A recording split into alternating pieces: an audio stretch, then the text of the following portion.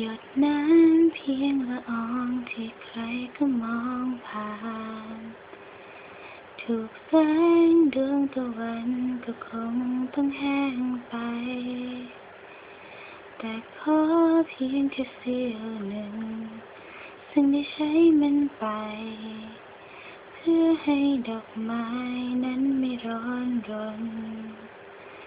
กับรักฉันที่มีที่มันไม่ยิ่งใหญ่อาจไม่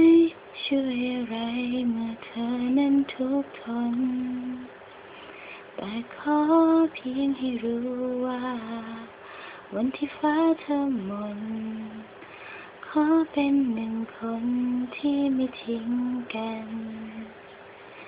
ไม่ว่าเธอมีใครในหัวใจจะมีเธอชีวิตจะมีแต่เธอเท่านั้นจะอยู่จะคอยเป็นดังน้ำค้างกลางตะวันห่วงใยเธอจนวันสุดท้า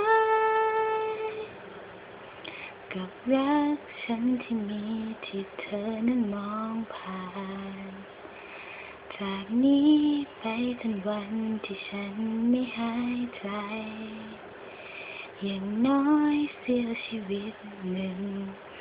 ก็ได้ใช้มันไปใช้มันหมดใจเพื่อจะรักเธออย่างน้อยคนที่ไม่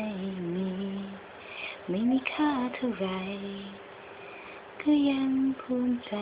ที่ได้รักเธอ